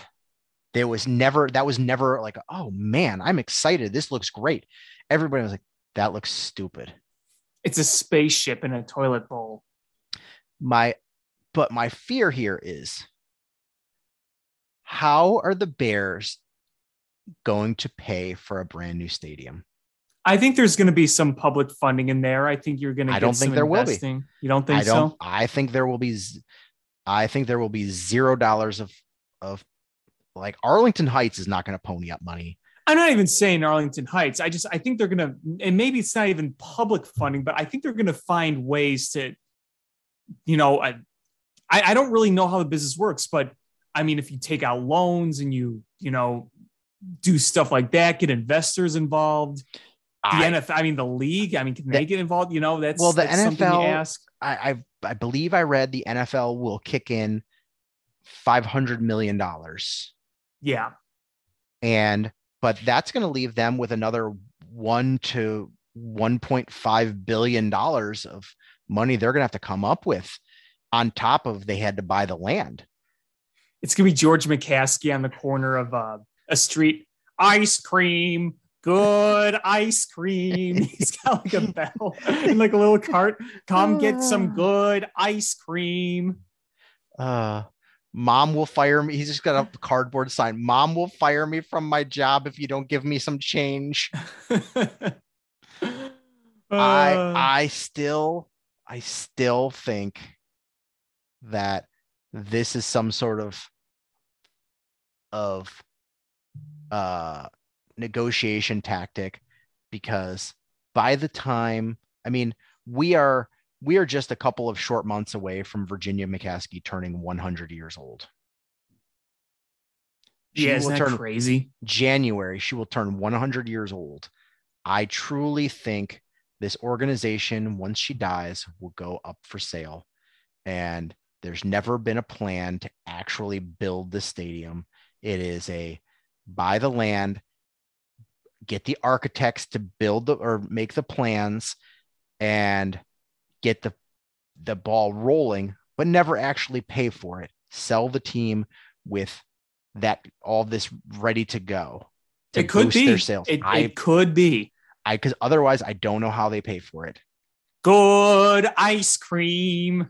Unless they will sell a portion of the team, because they currently own, I think, 80%, the McCaskey family. If they want to sell another 20%, are they still the majority ownership? Could you imagine if they sold 20% to Tom Ricketts? I would be so pissed. Could you imagine George and Tom on the sidelines in their orange Bears polos, just yucking it up? But the problem is with the city's concept is that they need a bigger plot of land, and because Soldier Field is a historic landmark, you are stuck with the skeleton of it. And now it's just not big enough. If I think there are things you could do, but it would involve having to tear down the stadium completely and utilize some of the land that's there and build a brand new stadium. That's just not feasible. The location just is not ideal. I mean, the thing that gets me about the whole dome proposal is that they're completely missing the point of all this. Would a retractable roof or dome be nice? Yes, but that is one of the things we're least worried about here. We're talking about issues with location, parking, size, and just owning your own stadium. Right. Those are all the issues, but they're like, oh, we'll fix all that with a dome. That's the least of the worries. And, you know, if you're the Bears and you plan to keep the team, like, ownership of the stadium doesn't really matter. Like, you're making money. You put, like, your investment was $100 to start this franchise. Like, you're long paid off. Whereas, like, if you paid $5 billion, you need to own the stadium. You need to generate all that revenue to recoup your costs. Like, so that really doesn't matter. But, so, you know, staying in the city works. But if you're planning to sell at all, or, you know, really optimize your revenue, then yeah, you need to own your stadium. And Arlington Heights is a pain in the ass for people that live in the city. And honestly, from people that are coming from the South side, like, my biggest concern is getting there. The infrastructure around Arlington Racetrack is not ready for an NFL stadium. They're going to have to pump a lot of money into infrastructure. And Right. Also, my other concern is people like, oh, well, there's a train station there. But where does that train station come from and go to? It's not a central hub location. You can't go from Joliet to Arlington Heights on the train unless you go all the way downtown, catch another train, and then go all the way up. Whereas if you go into the city, you go into Union Station, every direction that train comes from, and then you just have to get there from the train. But that's my concern, is who cares if there's a train station right there? It's where does that what train line does that come from, and where does it go? Like, for me, I've got to go all the way downtown to catch the train to go all the way back up. That sucks. People coming from Indiana or the South Side or, you know, Naperville area, like, there's no train for them. We were talking about this, some of my coworkers and I, and having a train from the city to Arlington Heights, because there is a Metro that go out there, and Metro is not owned by the city of Chicago. And I thought of an idea and said, what if they made the Bears Express, and it was just a train meant for taking fans to and from the stadium? And then I thought even further. I said, if we're going to have the Bears Express, why not have George McCaskey be the engineer? And then I thought, if it's going to be that case, you might as well have it just be a big old steam engine, like an old time steam engine, just from. You have this massive steam engine train that's painted navy blue and orange, and you got George McCaskey with the big engineer hat and the gloves going, all aboard. Yeah. So here's my concern is, you know, and, like, listen, I want a state-of-the-art stadium. I want that awesome, you know, like what Dallas has, what the 49ers have, what Minnesota has. What they have in Los Angeles. Like, that's what I want. Like, something amazing. If that has to be in Arlington Heights, fine. But I just get annoyed when fans are like, well, there's a Metro station there. Here's where the Metro station goes: Harvard, Woodstock, Crystal Lake, Barrington, Palatine, Arlington Heights, Des Plaines, Park Ridge, and then into the city. So if you're coming from Highland Park or the North Shore, there is no train line that goes there. If you are coming from the western suburbs like Naperville, Batavia, Aurora, St. Charles, you have to drive. There's no train line. If you're coming from the south, Tinley Park, Frankfort, New Lenox, Joliet, there is no train line. If you're coming from Indiana, you're going to have to take the Indiana train to Chicago, then the Chicago train in. So that train line that you're hyping as a selling point is not really that big of a selling point. Like, who takes the train now to the racetrack? So you have to drive, and they're going to like, if you've ever driven there around race time, which doesn't have a fraction of the people that an NFL game is going to have, you are going to need to rebuild those roads and completely add infrastructure and better interchange on the expressways right there. Yeah, there's going to be work to be done. There's no doubt about it. A lot of work to be done. But if you have the Bears McCaskey Express, it's a magical ride that you don't have to worry about. Platform 1920. Platform 1920 and 3/4.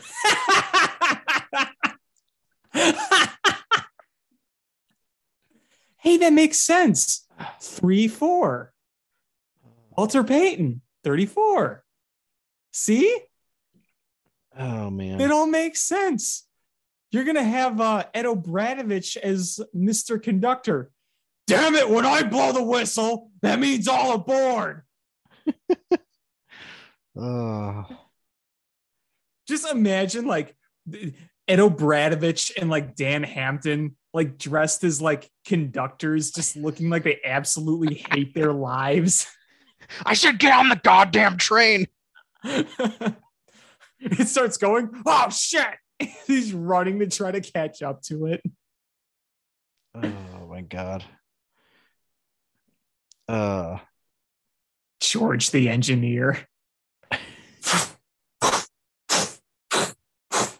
He's shoveling coal. He's like, my arms aren't strong enough to hold this coal. He's picking up one piece of coal at a time and tossing it in like a 6-year-old throwing a rock into the water. Look, mommy, I threw a coal into the fire. I can't do it with the shovel. But I don't know. There's a lot. The Bears as a whole just need to be modernized, and I hope it is a sale. Like, if for a long time it was cool to be owned by a family, but I don't care anymore. I just care about winning. Exactly. There's no real nostalgic reason at this point when George Halas has been gone, 40 plus years now. He's been gone a long time. And like his last remaining child is about to be triple digits. Do you remember that rumor that she wasn't doing well? That was like months ago. And I don't think that was a rumor. I think that was real. That health scare. But she's pushing on, man. I mean, has anybody seen her? No, but you don't usually see her until week 1 when she's in her suite. Though it will be interesting though, like if she's not there. That will say a lot. That'll absolutely say a lot. Because nothing stopped her. Like for all these years, like here's this 100-year-old lady still going to all the games. But I'm going to say this about Arlington Heights. If they're going to build this state-of-the-art stadium, if there's not a dome on that thing, I'm going to be pissed. Oh, well, we didn't have enough, so we want to cover. We got this giant tarp. We've got Bears ear flaps that you can put on your hat that'll keep you warm. It's way cheaper than $500 million to put a dome on. Or the dome is like hydraulics that are like from like the early 20th century. They're powered by like steam, like the steam engine. Virginia McCaskey will turn 100 on January 5th. Less than a year. I mean, we are getting August, September, October, November, December. Like we're like 5 months away from her being 100. Such a small percent of people live to be that old. I mean, she's literally like a non-evil Mr. Burns. Yeah, I don't think she's a bad person. She just not at all. She just got lucky lottery and inherited the Bears, and she's like, I love this team. I don't know anything about it. And honestly, like, has Virginia actually made any like crucial decisions for the team in years? Yeah, she hired George. Well,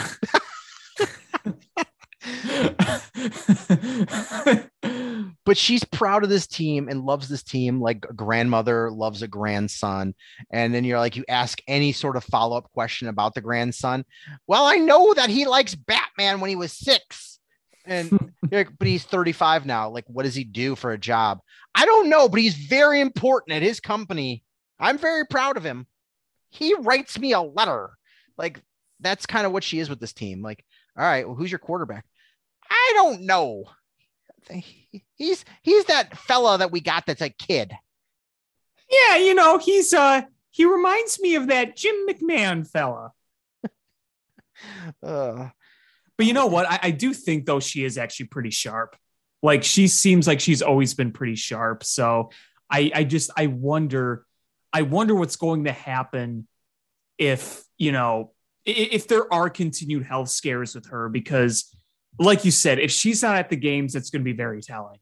I mean, this team will stay with her and as long as she's alive. Exactly. There's no reason for her to sell. And she just has no interest in it.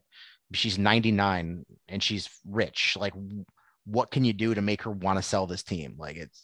But once she retires, or once she dies, I'm sorry, who knows what happens to this organization? I mean, is she worry that, oh, you know what, it's going to go out of the family if I die, I'm leaving it to George. And then we're stuck with the team being McCaskey family as long as George is still alive. But the men in the McCaskey family don't have a history of living a long time. And, you know, for whatever's that's worth.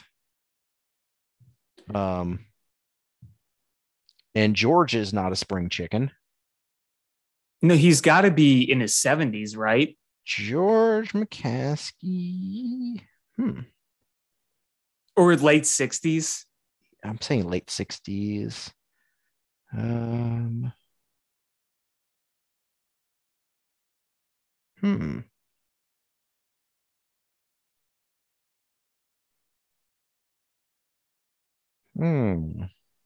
He's actually 35, but all the years of stress and Bears awfulness has aged him terribly. He's 76. I'm finding. Wow, he's that old? I thought he was like late 60s, early 70s. But of course, I'm going off a weird website. There's nobody, like Wikipedia doesn't have his age. Here's another one that's estimating him between 65 and 75. I can't seem.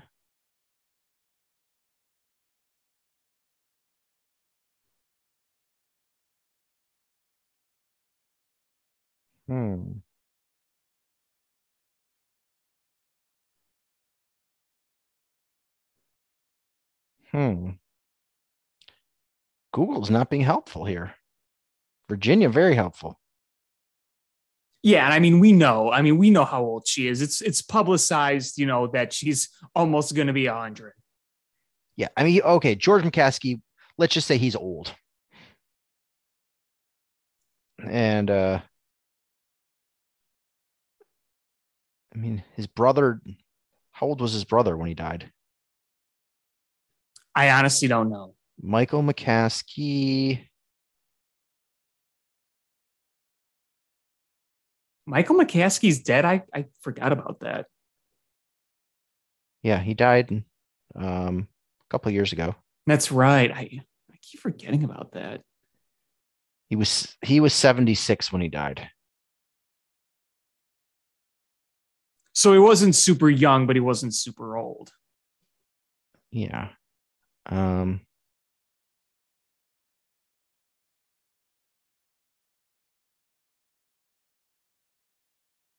I mean, just wondering about the ages of the McCaskies. It's just like I've said before, you wonder, once Virginia, passes on, and I don't like to be grim. I don't like, I don't really like. It's not grim. I mean, it's a fact. She's lived a century. I mean, God bless her for living a century. Everyone is going to die, and to living to 100 is unbelievable. That doesn't happen very often. No, it doesn't. And I mean, eventually something's going to change. And I have maintained the opinion that the main reason the McCaskies still own the Bears is because of her. I mean, because the rumblings are that the other heirs just want to get rid of it. Right. And they don't have, it's clear they don't have interest. Yeah. And it's George and Virginia. And Virginia is about to turn 100. This is not even being morbid. She's going to die in the not too distant future. Like, whether that be tomorrow or whether it be 2 years from now, she's probably going to be gone. And George, the McCaskey men have not lived that, much beyond, too much more than his age. So he's older too. So the younger generation they don't want this team, and it's going to get sold. They're going to sell it for $5 billion. Yep.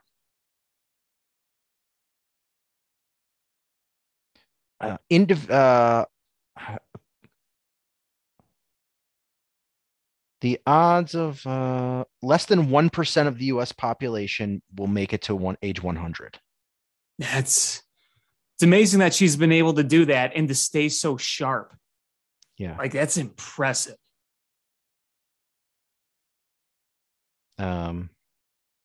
So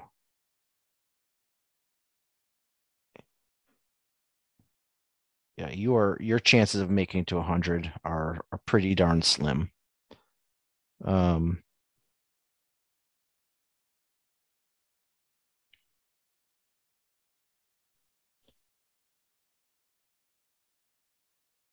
Yeah. So, according to the U.S. Census special report on centenarians, it ended up being 1.73 people being 100 or older per every 10,000 people alive. That's something. Speaking of older, I'm sure you heard that Bill Russell died today. I did. One of the best to ever do it. One of the most accomplished athletes ever. That's a legend right there that is passed on.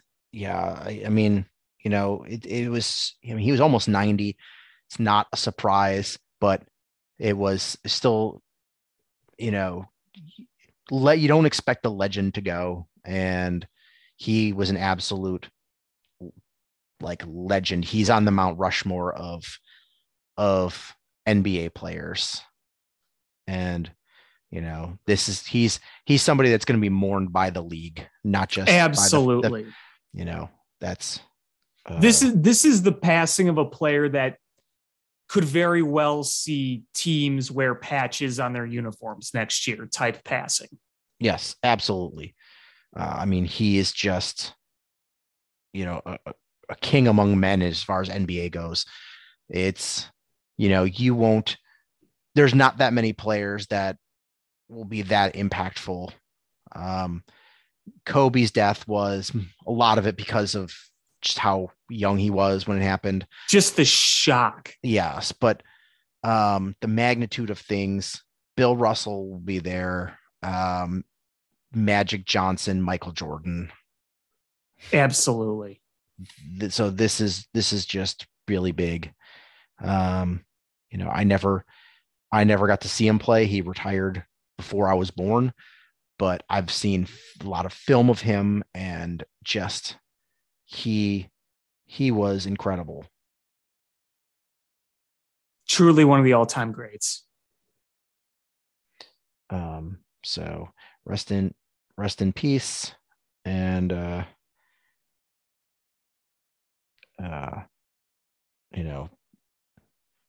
just an incredibly good basketball player. 11 NBA titles. Not bad. Not bad. Not bad for a guy that played how many seasons?